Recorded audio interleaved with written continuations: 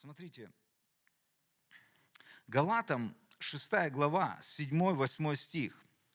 Не обманывайтесь.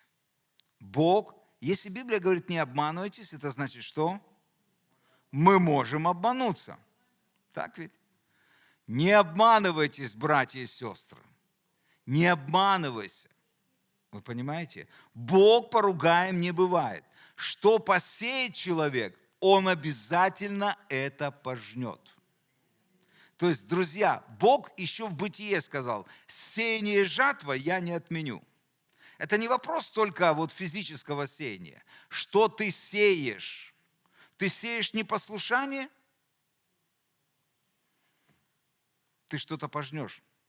Писание говорит, сеющий ветер однажды пожнет бурю. Вы знаете, что жатва всегда больше посева. Поэтому это очень важно разбираться в своей жизни. А что я сею сегодня? Единство, любовь, мир между братьями и сестрами. Что я сею вообще в свое сердце, что я сею в свою жизнь? Какие посевы я? Подозрения, сомнения, зависти. Что я сею внутрь себя? Друзья, если вы и я в том числе невнимателен к посевам, жатва придет сама собой. Иисус четко сказал эту, когда зерно брошено в землю, ты не знаешь, как оно растет, но оно обязательно прорастет. Иногда если у вас есть свой огород или еще что-то, и ты смотришь, у тебя на огороде вырастает просто орех. Ты думаешь, как он туда попал? Я туда его не садил, а он растет.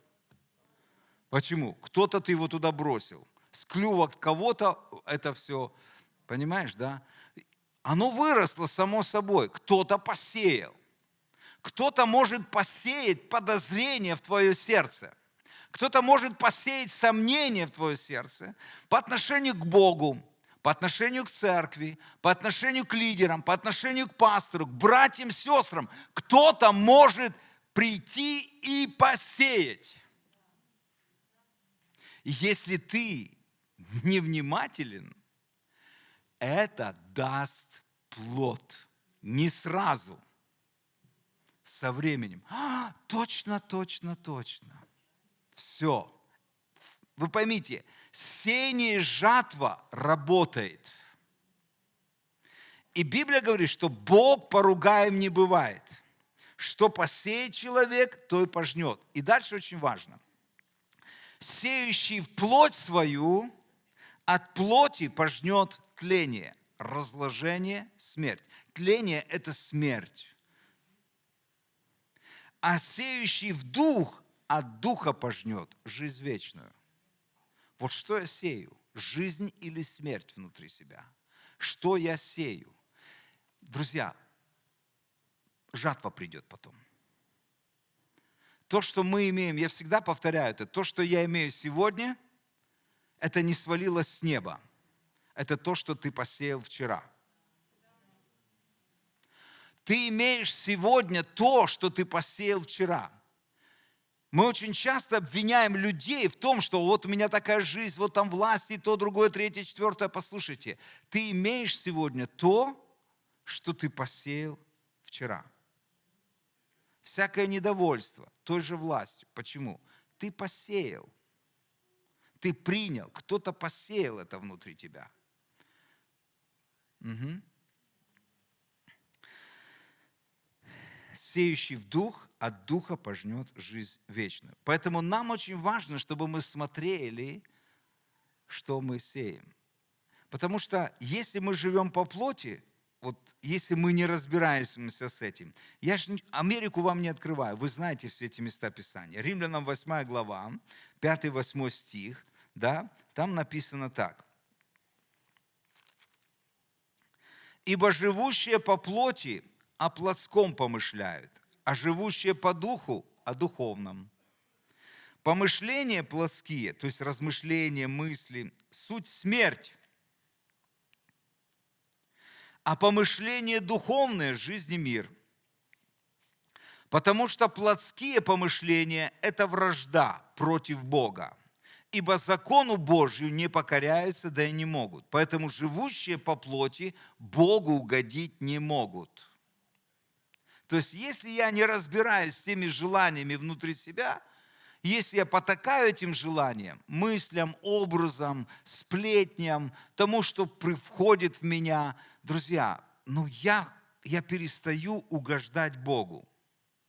При всем том, что я еще Церковь Божья, я освященный, я призванный, но приходит момент, где Бог говорит: я уже дальше не могу это с тобой.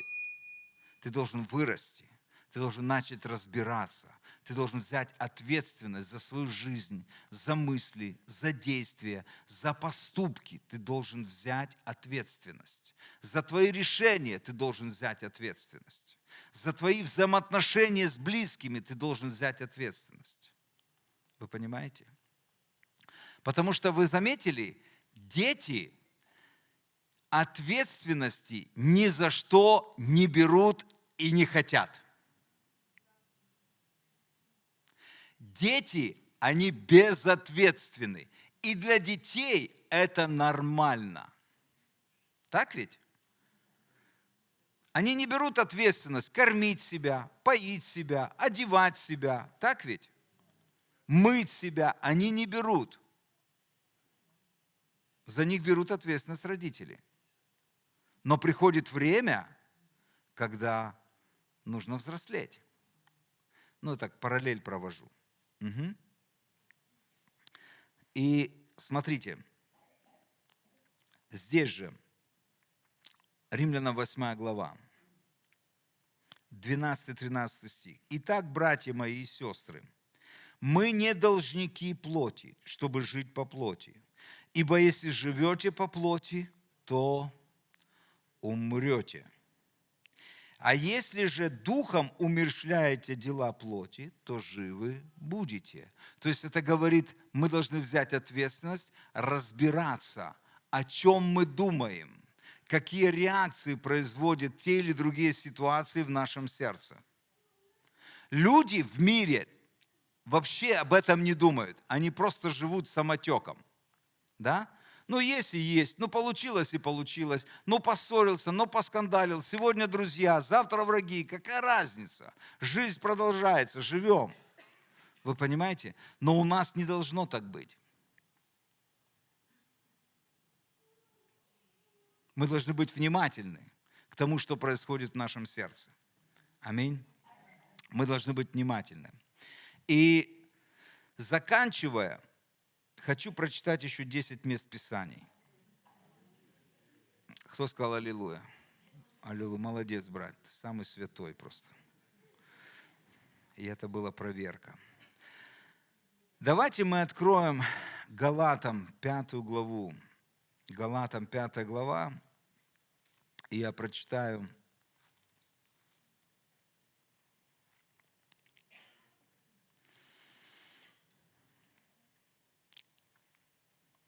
24 стих и ниже.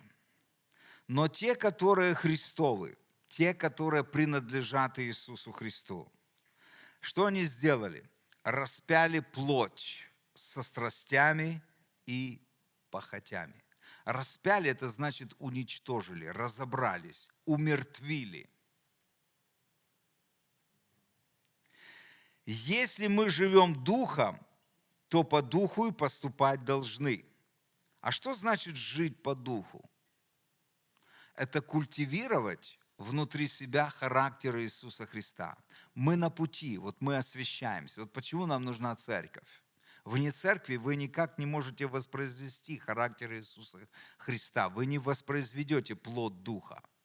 Вы не воспроизведете 23 стих и 22-23 стих. Плод же Духа – любовь, радость, мир, долготерпение, благость, милосердие, верность, кротость, воздержание. Вы не произведете это дома. Вы произведете это во взаимоотношениях с другими людьми. Так ведь? Вы верность дома один с собой не произведете. Вам нужно действительно верность оказать и проявить верность другому человеку. Так ведь? Любовь то же самое. Легко любить, когда ты не видишь человека и не общаешься с ним. Да? Ну легко любить, ты его не видишь, да на, я всех люблю. А что, ты его знаешь? Да не, ну Бог сказал любить, я люблю его. Но как только ты с ним познакомился, встретился, о Боже, как его можно любить? Бог, ты что, не видишь, кто он? Потому что ты его понести не можешь, а Бог его несет. И он говорит, а теперь ты понеси. И ты начинаешь любить его. Господи, я не могу его любить. Господи, дай мне любовь к этому человеку. Кто из вас молился такой молитвой? Я молился. Господь, дай, до сих пор молимся. Хорошо. И продолжайте молиться, потому что в вашей жизни будут появляться люди, и ты думаешь, все нормально. Того полюбил, того простил, отпустил, полюбил, того полюбил. Думаешь, аллилуйя! И тут раз! Господи, откуда он взялся вообще? Все ж было нормально. Все ж, я думал, я совершенен. Откуда? Ну такого любить! Господь, дай мне любить его. И ты понимаешь, пока ты его не видишь, ты его любишь. Как только увидел,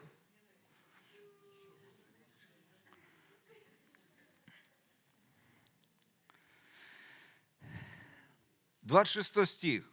Не будем тщеславиться, друг друга раздражать, друг другу завидовать. Есть у вас люди в церкви, которые вас раздражают? Спалилась. Есть! Больше никто не сказал. Зато это один честный человек. Друзья, есть люди, которые вас раздражают в церкви. Я даже знаю, кто.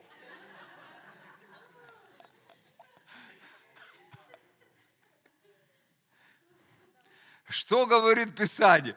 Оказывается, это нормально. Есть люди, которые нас могут раздражать в церкви. И Писание говорит, чтобы мы что делали? Умертвили плоть со страстями и похотями. Не его.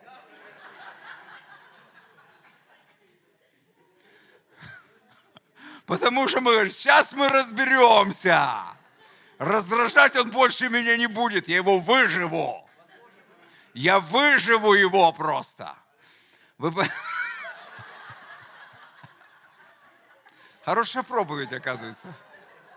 Вот концовка просто всем понравилась. Все себя узнали вдруг. Думаю, так это про меня, точно про меня. Да, сначала думали про соседей, а теперь поняли, что это про меня, да, про нас. И Писание говорит, не будем, не будем, что-то должно сделать. Нужно разобраться не с тем братом, не с той сестрой. Нужно разобраться со своим сердцем. Разобраться, почему он меня раздражает.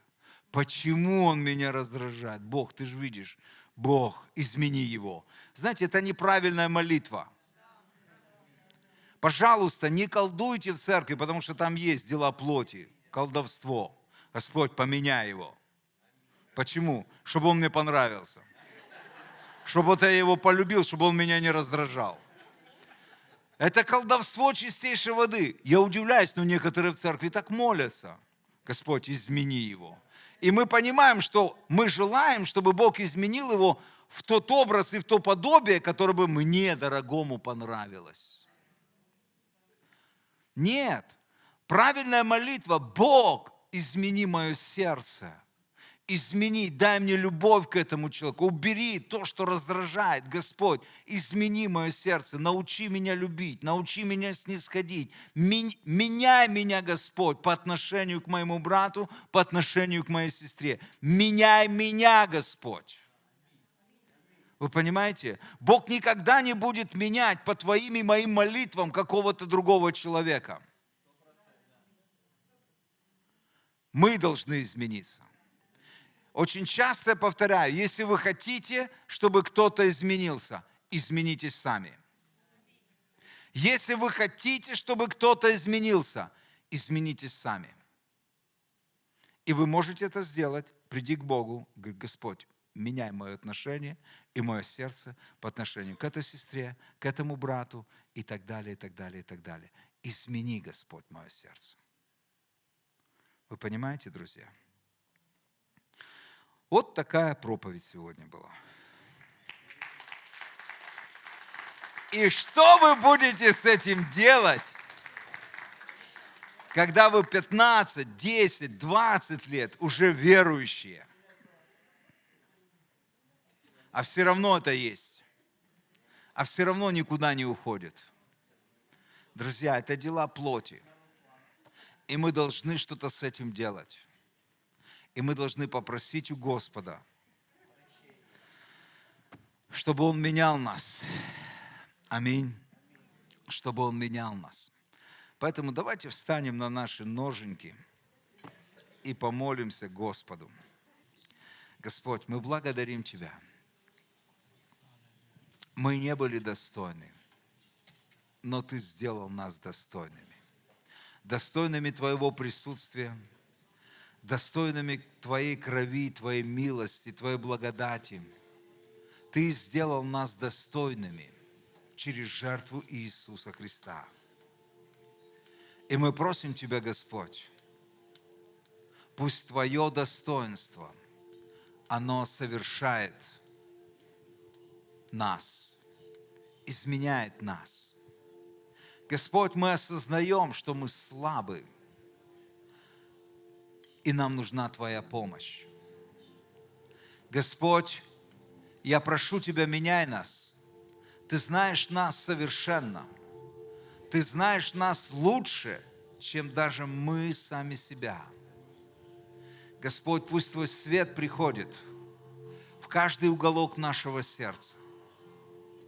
Желание наших сердец, чтобы характер Иисуса, плод Духа Святого, он был явлен в наших жизнях, виден в наших жизнях. Господь Дух Святой, помоги нам в этом следовании, в этом процессе освящения. Дух Святой, мы нуждаемся в Тебе. Господь, совершай свою работу внутри нас.